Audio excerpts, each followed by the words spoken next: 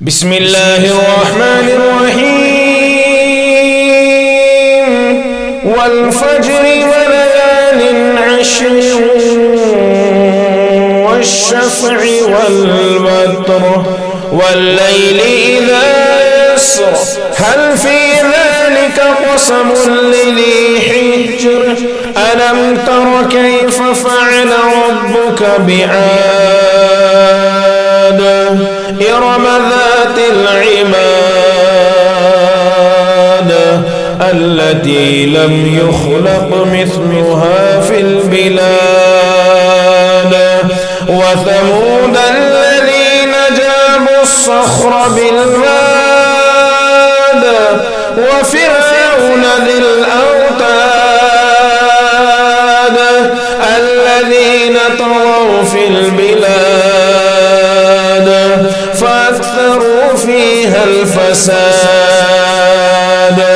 فصب عليهم ربك سوط عذاب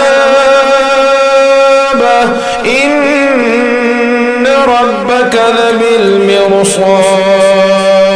لبالمرصاد فأما الإنسان إذا ما ابتلاه ربه فأكرمه ونعمه فيقول ربي أكرمن وأما إذا ما ابتلاه فقدر عليه رزقه فيقول ربي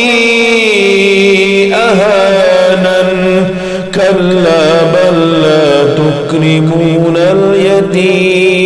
اليتيم ولا تحاضون على طعام المسكين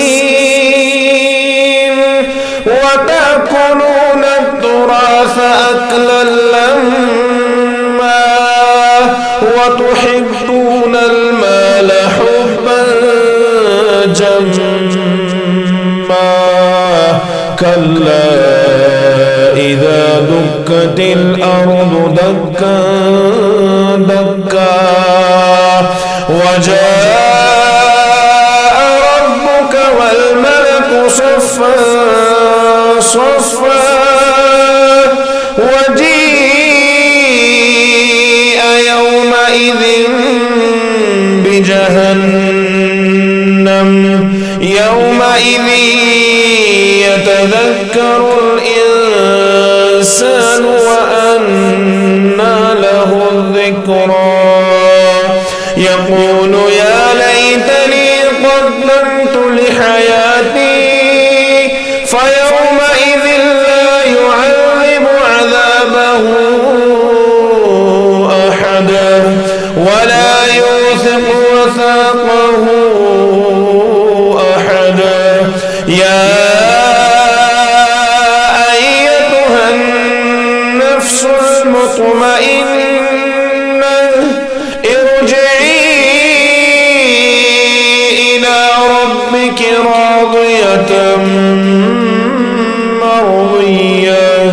فادخلي في عبادي وادخلي